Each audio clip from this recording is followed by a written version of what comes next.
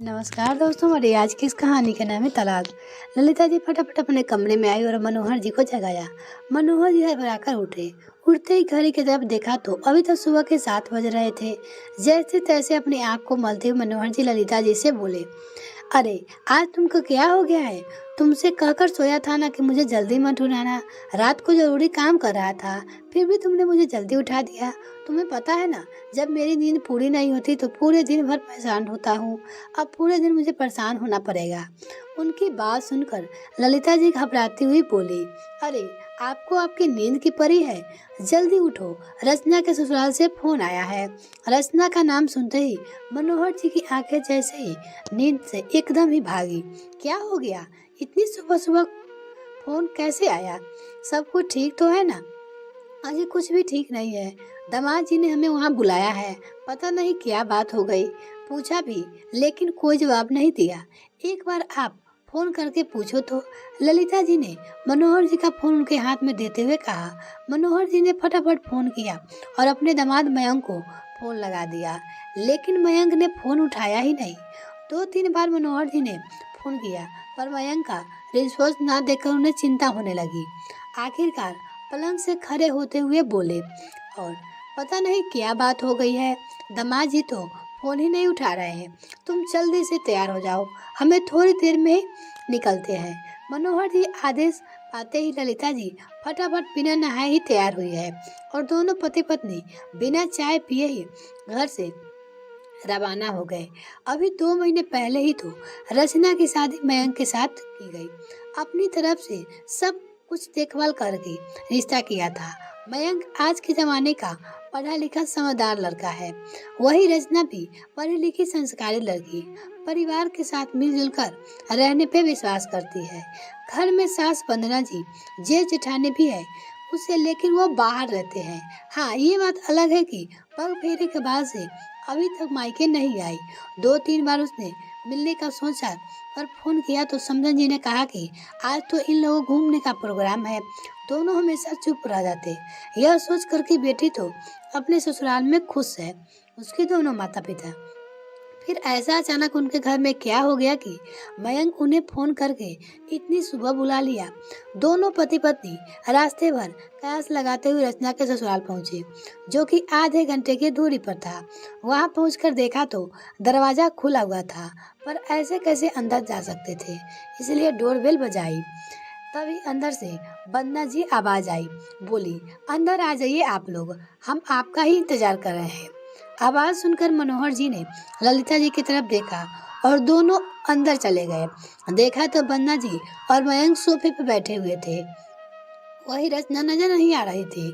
उन्होंने इधर उधर देखा तो वंदना जी बोली, उसे बुला रहे हैं अभी, अब पहले आप बैठिए, हमें आपसे जरूरी बात करनी है। मनोहर जी और ललिता जी आकर सोफे पे बैठ गए। मनोहर जी ने मयंक की तरफ देखा तो वो शायद गुस्से में था, ना कोई पैर छूना ना ही प्रणाम। उन्हें बड़ी हैरानी हुई, मन ही मन से उदेरपन चल रही थी। आखिर हुआ क्या? यही स्थिति ललिता जी के मन में थी। आखिर मनोहर जी ने बोलना शुरू किया, क्या बात है समधन जी, आपको इतनी सुबह सुबह क्यों बुलाया? क्या बात हो गई?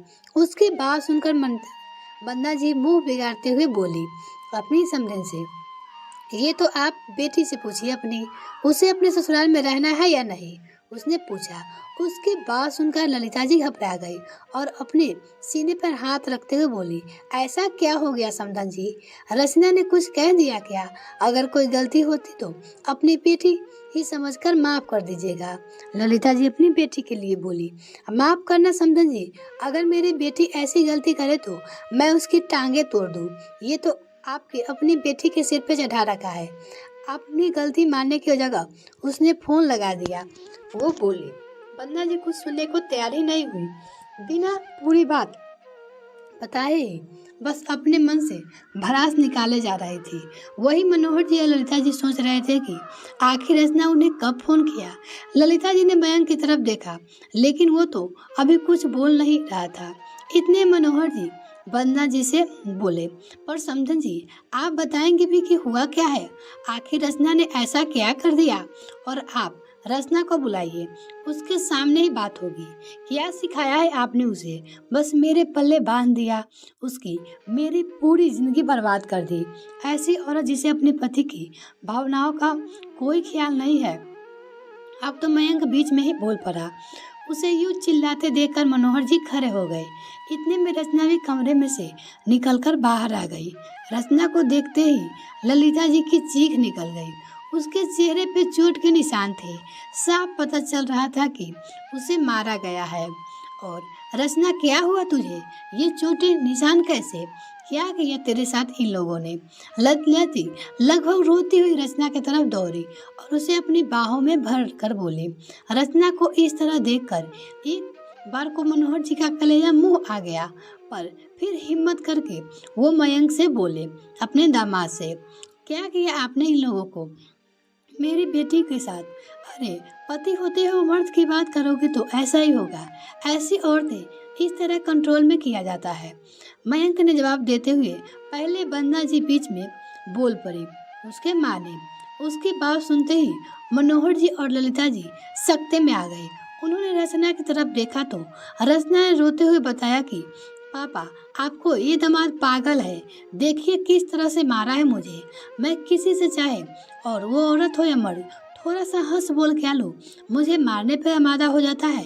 घर के छत पे बालकनी में अकेली खड़ी हो गई तो 10 बातें सुनाता है, सबके सामने ही थप्पड़ लगा देता है। पग फेरे की रस्म के बाद जब भैया वापस शहर जा रहे थे तो मुझसे मिलने आए थे, तभी इन्होंने मुझे थप्पड़ मारा, यह कहकर कि यह आदमी यहाँ क्या करने आया है। उसकी बात सुनकर ललिता जी ने कहा, तुम तो 2 महीने से ये सब खेलती रही, पहले क्यों नहीं बताया? वो अपनी बेटी रचना से पूछी। कैसे बताती माँ, इन लोगों ने मेरा मोबाइल तक अपने पास रख लिया। अब आप लोगों का फोन आता तब ये लोग मेरे आसपास ही होते, मुझे बिल्कुल अकेला नहीं छोड़ते कि कहीं मैं आपको बता ना दूँ। यहाँ तक कि मुझे मायके तक नहीं आने देते और मम्मी इससे भी अपने बेटे का ही साथ देती। आज सुबह मैं इनके लिए चाय बनाकर कमरे में लाई थी, तब मेरा फोन ड्रेसिंग पे ही रख दिया। शायद इन्होंने उठने के बाद निकाल रखा था। मैंने अपने फोन के हाथ लिया ही था कि ये बाथरूम से निकलकर आ गए और मुझ पर इल्जाम लगाने लगे कि मैं उनके पीठ पीछे किसी से बात कर रही हूँ। जब मैंने मना किया तो मुझे मारने लगी और मेरा फोन छीनकर जमीन पे फेंक कर तोड़ दिया। तब मैंने कहा कि मैंने मम्मी पापा को फोन कर दिया। जब इन लोगों को लगा कि मैंने सचमुच में आप लोगों को फोन कर दिया, तब जाकर इन्होंने आपको फोन करके बुलाया। इसकी ऐसी आदत के कारण बड़े भैया भाभी को यहाँ नहीं रहते, मुझे ले चलिए यहाँ से, मैं यहाँ नहीं रहूँगी। रचना रोते सब कुछ बता दिया। अरे वाह, ऐसे कैसे चली जाएगी? अब तुम इस घर की बहू हो, हमारी मर्जी के बिना बाहर कदम नहीं रखोगी। बंदा जी बीच में बोल पड़ी। बस कीजिए समधन जी, बहुत बोल लिया आपने।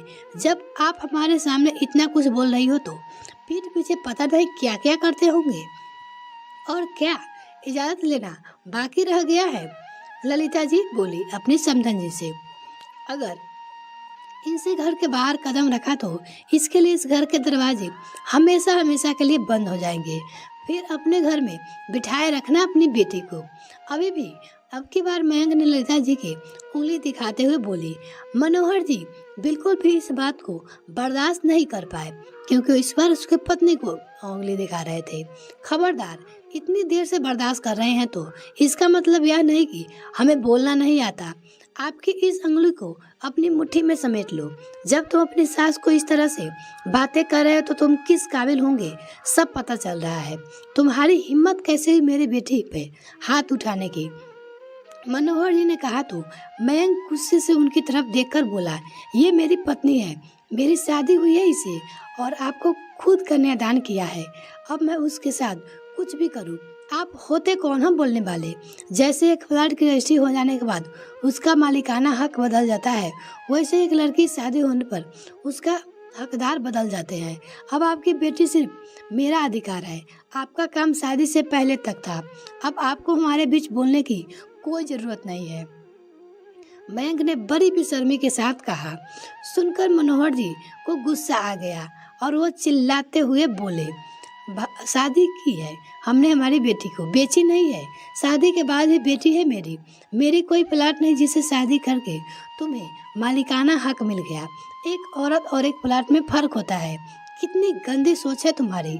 अफसोस होता है मुझे कि मैंने तुम्हें अपनी बेटी के लायक समझा, पर मैं यह भूल गया था कि 2-3 मुलाकात के अंदर ही गंदगी नहीं दिखती।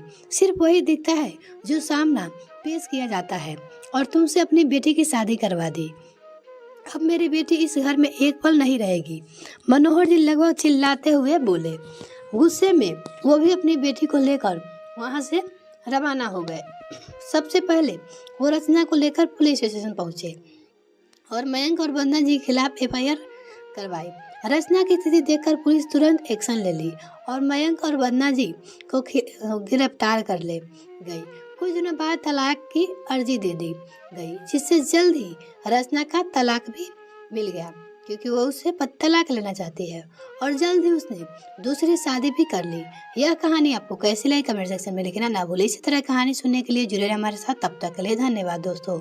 अगर मेरे चैनल को अभी तक सब्सक्राइब नहीं किया तो प्लीज़ मेरे चैनल को जल्दी से सब्सक्राइब कीजिए। बाय।